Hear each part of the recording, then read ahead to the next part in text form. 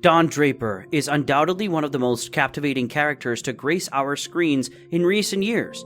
From his charming demeanor to his impeccable style, he embodies everything that the 1960s represented. However, beneath the surface lies a man plagued by a prolonged identity crisis that keeps us on the edge of our seats throughout the series. In this video, we'll dwell into the complexities of Don Draper's character, exploring the factors that contribute to his internal turmoil and how it shapes his behavior throughout the show. When it comes to the discussion about the women in Don's life, it might feel like a harem at times, but there were only a handful of them who had some imprints on him. Head-turning and all-knowing Joanne Holloway, a subversive Venus, is such an example, with the title of Don's least definable female relationship. The office manager and later a junior partner at Sterling Cooper Draper Price. Although they never slept together, Don and Joan had shared some relaxed, intimate moments of camaraderie like two war veterans at a reunion. Joan says, "I bet she's not ugly. The only sin she's committed is being familiar." Don replies, "So you'd think it's all him?" Joan says, "Because she can't give him what he wants." Don replies, "Because he doesn't know what he wants, but he's wanting." Later in the series, when Don begins to unravel, Joan stepped up and advocated for letting him go. It was personal, just a savvy business move, similar to how Don viewed his other relationships with women. Detachment and embarks from the past kept haunting him. The song in the season 5 finale, Nancy Sinatra's "You Only Live Twice," contrary to the Vogue belief, you only live once, reminds us of Don's two identities, as well as his endless repetitions of the same mistakes. The young PFC's lighter that he brings home from Hawaii in Season 6 reminds him of taking Lieutenant Draper's dog tags. Try as he might, he can't get rid of the lighter, just like he can't escape the consequences of his actions during the Korean War. He begins to open up to Anna Draper and later Peggy Olson, his protege and confidant, about his past. As the show goes on, Don's friendship with Anna Draper offers unconditional love and support. Don knew Anna was the only woman who understood him. "I know everything about you, and I still love you." His relationship with Peggy is a significant part of Don's growth as a character, as he learns to trust and rely on others. One of the most platonic and affectionate relationships that this womanizer had is with Peggy. Securing the role of his protege was not a child's play, but she triumphed over that. Don took pride and joy in Peggy's career growth, but he also observed her like himself, often developing her professional skills at the expense of her personal life. Bob Dylan sang years later, "Strange how people who have suffered together have stronger connections than people who are most content." What Dr. Miller tried to pursue later on but failed, only Anna succeeded. Getting to know Don Dick Draper. Don had started to unravel when he met Dr. Miller, and she ended up confirming something that ladies have been suggesting to Don over time, that his escapist self is afraid of the fact that a relationship might actually work.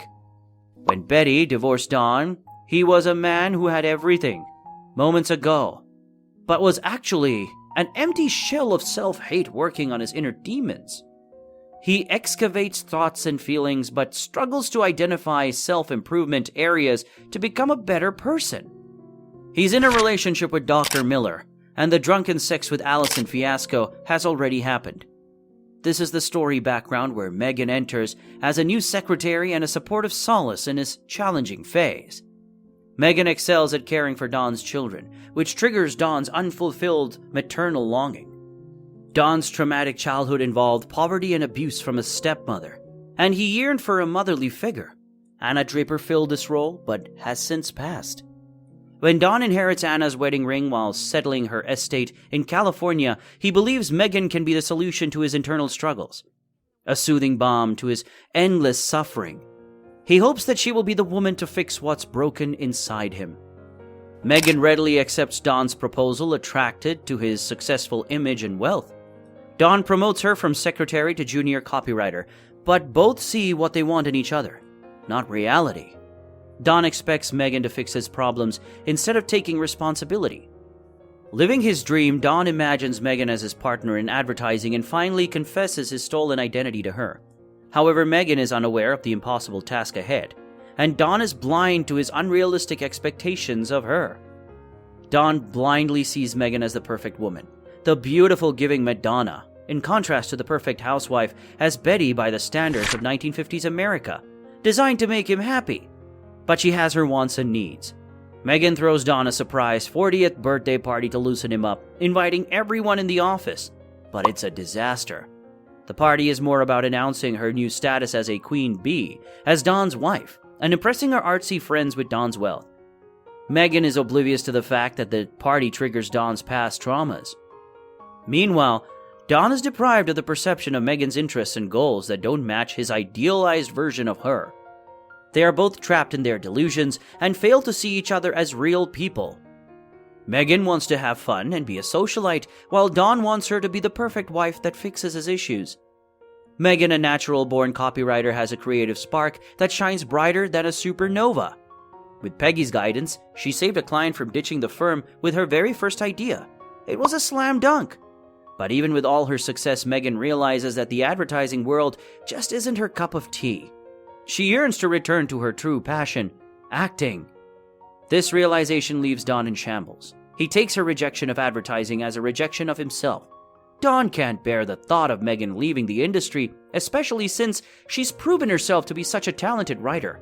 If she were a flop, he could easily brush it off as a lack of skill, but her triumphs make her rejection sting all the more. Desperate to keep her in the game, Don tries to set her up with another firm, but Megan refuses. Her lack of interest in advertising is a bitter pill for Don to swallow, and unfortunately he falls back into his old habits of cheating on her, seeking solace with his neighbor, Sylvia Rosen, by the time season 6 rolls around. During a feverish episode, Andrea, a past lover, enters Don's apartment and tries to seduce him.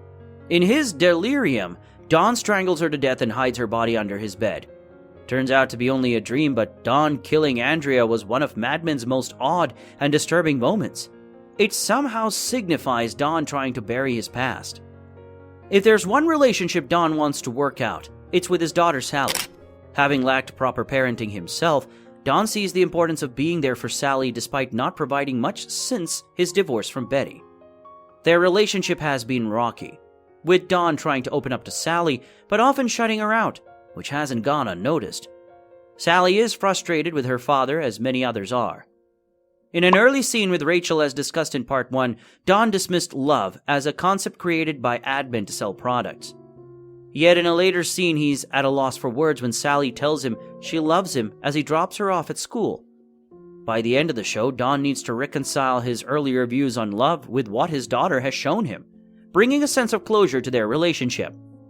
A late entry in the second half of last season, when Diana first showed up, she seemed to just be another waitress Don would find quite useful.